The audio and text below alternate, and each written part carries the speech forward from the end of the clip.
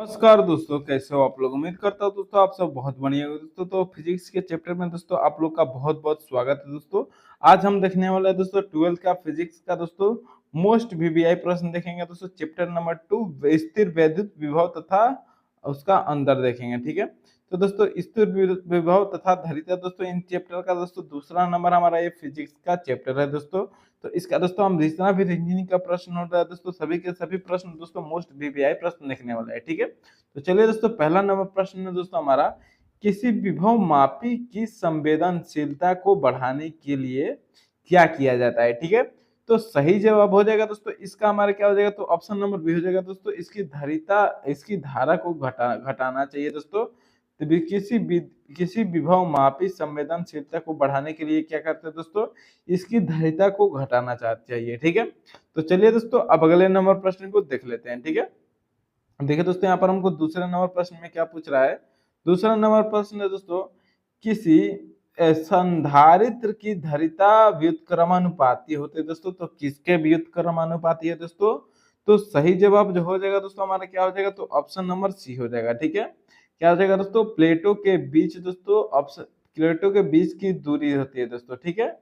किसी संधारित्र की धारिता व्युत्क्रमानुपाती है दोस्तों, तो प्लेटों के बीच के दूरी के व्युत्क्रमानुपाती होती है, ठीक है। ऑप्शन नंबर तीसरा दोस्तों यहाँ पर हमारा बिल्कुल सही जवाब हो जाएगा, ठीक है।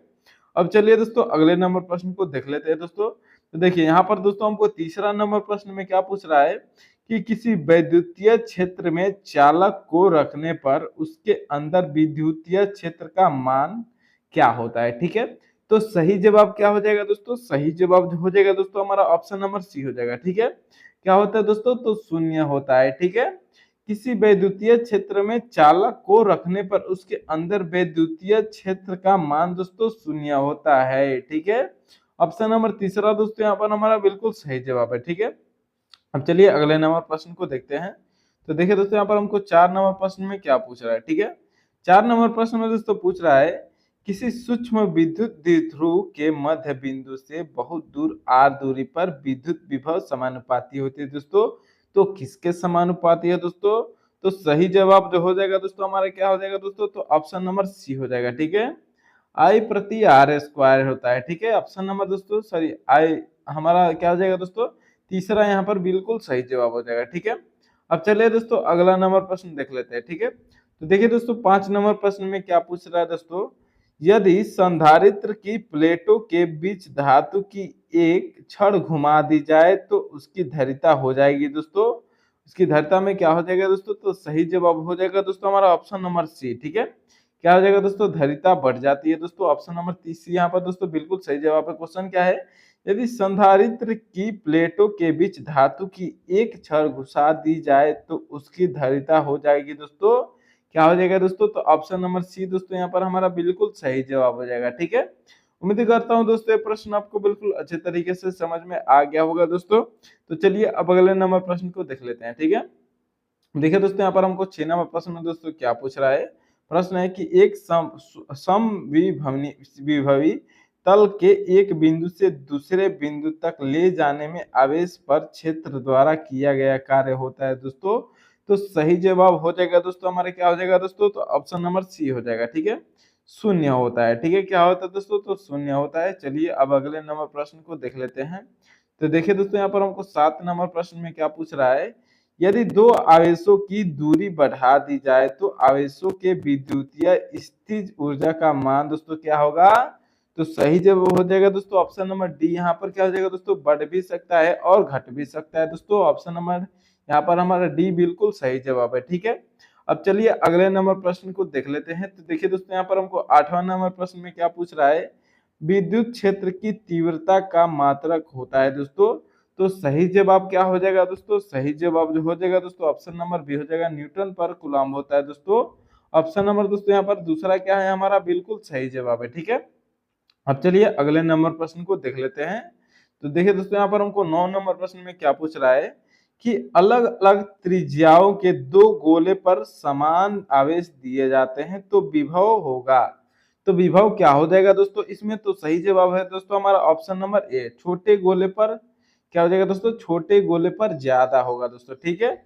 क्या हो जाएगा, क्वेश्चन है अलग अलग त्रिज्याओं के दो गोले पर समान आवेश दिए जाते हैं दोस्तों, तो इसमें क्या हो जाएगा दोस्तों, विभव छोटे गोले पर ज्यादा होगा। ठीक है, ऑप्शन नंबर पहला दोस्तों यहाँ पर हमारा बिल्कुल सही जवाब है। तो चलिए अब अगले नंबर प्रश्न को देख लेते हैं। ठीक है, अब देखिए यहाँ पर दोस्तों हमको 10 नंबर प्रश्न में क्या बोला है, समानांतर प्लेट संधारित्र के प्लेटों के बीच पारा वैद्युत पदार्थ डालने पर संधारित्र की धारिता दोस्तों क्या होती है।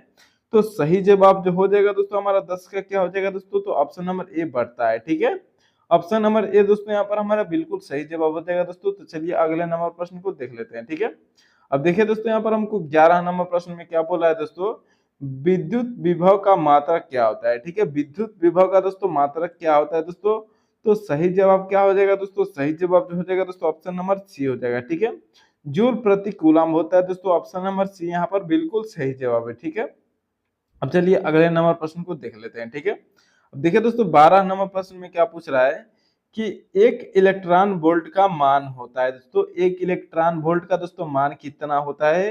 तो सही जवाब इसमें क्या हो जाएगा दोस्तों, सही जवाब हो जाएगा दोस्तों हमारा ऑप्शन नंबर सी, 2.6 गुणे 10 के पावर माइनस 19 जूल होता है दोस्तों, एक इलेक्ट्रॉन वोल्ट का मान होता है। ठीक है, कितना होता है दोस्तों, एक इलेक्ट्रॉन वोल्ट का मान 2.6 गुणे 10 के पावर माइनस 19 जूल होता है। ठीक है, अब चलिए अगले नंबर प्रश्न को देख लेते हैं। ठीक है, अब देखिए दोस्तों 13 नंबर प्रश्न में क्या बोला है कि विभव प्रवणता बराबर होता है। ठीक है, विभव प्रवणता दोस्तों किसके बराबर होता है दोस्तों, तो सही जवाब इसमें क्या हो जाएगा दोस्तों, सही जवाब जो हो जाएगा दोस्तों हमारा ऑप्शन नंबर क्या हो जाएगा इसमें, तो सी हो जाएगा। ठीक है, डीवी प्रति दोस्तों क्या हो जाएगा, डीएक्स हो जाएगा। ठीक है, डीवाई बाई डीएक्स हो जाएगा। ठीक है, विभव प्रवणता बराबर होता है डीवी बाई डीएक्स के। ठीक है, चलिए अगले नंबर प्रश्न को देख लेते हैं दोस्तों।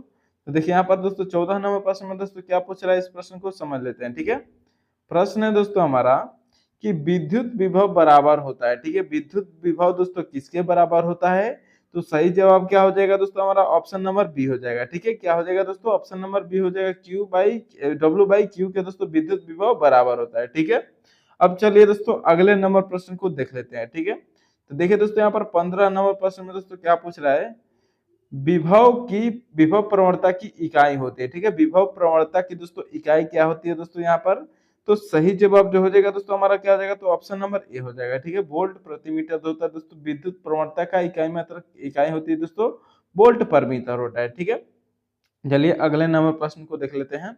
देखिए दोस्तों यहाँ पर हम 16 नंबर प्रश्न में दोस्तों क्या पूछ रहा है, इस प्रश्न को समझ लेते हैं। एक समान विद्युत क्षेत्र ई में रखे विद्युत द्विध्रुव पी को 90 डिग्री घुमाने में किया गया कुल कार्य है दोस्तों। तो सही जवाब क्या हो जाएगा, सही जवाब जो हो जाएगा दोस्तों हमारा क्या हो जाएगा, तो ऑप्शन नंबर दोस्तों 16 का हमारा बी हो जाएगा। ठीक है, क्या हो जाएगा दोस्तों, पीई हो जाएगा दोस्तों, ऑप्शन नंबर हमारा दूसरा बिल्कुल सही जवाब है। ठीक है, चलिए अगला नंबर प्रश्न देखते हैं दोस्तों। तो देखिए 17 नंबर प्रश्न में दोस्तों पूछ रहा है किसी वस्तु का पारावैद्युत स्थिरांक हमेशा दोस्तों अधिक होता है। तो सही जवाब क्या हो जाएगा दोस्तों, सही जवाब हो जाएगा ऑप्शन नंबर सी, 1 से अधिक होता है दोस्तों, किसी वस्तु का पारावैद्युतांक स्थिरांक हमेशा अधिक होता है। ठीक है, अब चलिए अगले नंबर प्रश्न को देखते हैं। तो देखिए 18 नंबर प्रश्न में दोस्तों पूछ रहा है तीन संधारित्र जिनमें से प्रत्येक की धारिता सी है, समानांतर क्रम में जुड़े हैं, उनकी समतुल्य धारिता होगी। ठीक है, समतुल्य धारिता दोस्तों क्या हो जाएगी इसकी, तो सही जवाब जो हो जाएगा दोस्तों 18 का हमारा क्या हो जाएगा दोस्तों, तो बी हो जाएगा, सी का तीसरा, थ्री सी हो जाएगा। ठीक है, ऑप्शन नंबर दूसरा यहाँ पर दोस्तों हमारा क्या हो जाएगा, तो बिल्कुल 18 का दोस्तों क्या हो जाएगा हमारा बी सही जवाब हो जाएगा। ठीक है, अब चलिए अगला नंबर प्रश्न देखते हैं। तो 19 नंबर प्रश्न है दोस्तों हमारा कि x अक्ष पर x बराबर 0 पर q तथा x बराबर a पर 2q आवेश रखे हैं, तो विभव v का मान शून्य होगा दोस्तों। सही जवाब हो जाएगा दोस्तों हमारा ऑप्शन नंबर यहाँ पर डी हो जाएगा। ठीक है, x इनफाइनाइट पर होगा दोस्तों, यहाँ पर क्या हो जाएगा, x इनफाइनाइट पर आ जाएगा। ठीक है, अब चलिए अगले नंबर प्रश्न को देखते हैं दोस्तों। तो देखिए यहाँ पर दोस्तों हमको 20 नंबर प्रश्न में पूछ रहा है कि प्रभावी धारिता 5 म्यू एफ से को प्राप्त करने वाले के लिए सिर्फ 2 म्यू एफ के कम से कम कितने संधारित्र की आवश्यकता होगी दोस्तों। तो सही जवाब क्या हो जाएगा, सही जवाब जो हो जाएगा दोस्तों हमारा ऑप्शन नंबर बी हो जाएगा दोस्तों, 3 संधारित्र की आवश्यकता होगी। ठीक है, तो उम्मीद करता हूं दोस्तों ये सभी के सभी प्रश्न अच्छी तरह से बिल्कुल समझ में आ गए होंगे। ठीक है, तो दोस्तों वीडियो को लाइक कर दीजिएगा दोस्तों, और चैनल को सब्सक्राइब करना मत भूलिएगा। ठीक है, बहुत बहुत धन्यवाद दोस्तों फुल वीडियो देखने के लिए।